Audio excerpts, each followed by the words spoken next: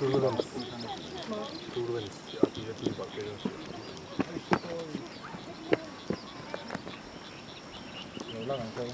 Ati film đó là có phải. Ít khăn này phân lâu đấy. Yes, tao đi mỗi tục.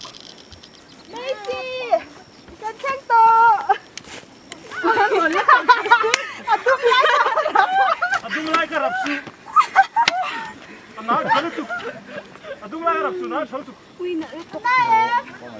Messi, Adung lâu lại cho rồi. Đây rồi.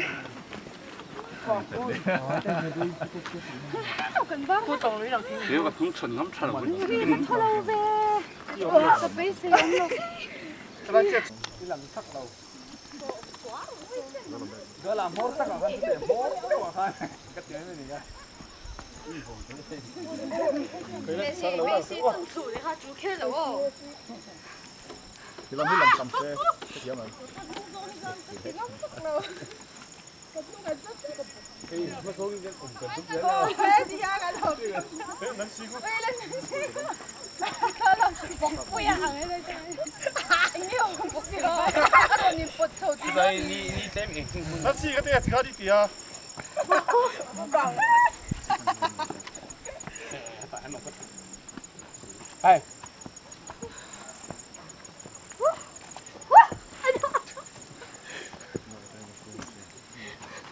Nó.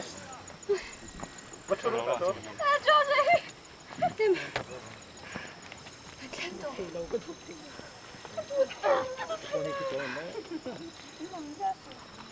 Ê, nắn xí cái Đây là nó có chỉ vào trong khơi hết thì. bằng cách tâm như thế này hả?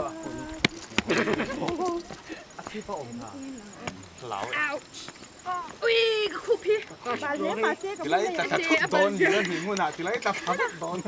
Đúng rồi, biết rồi thôi.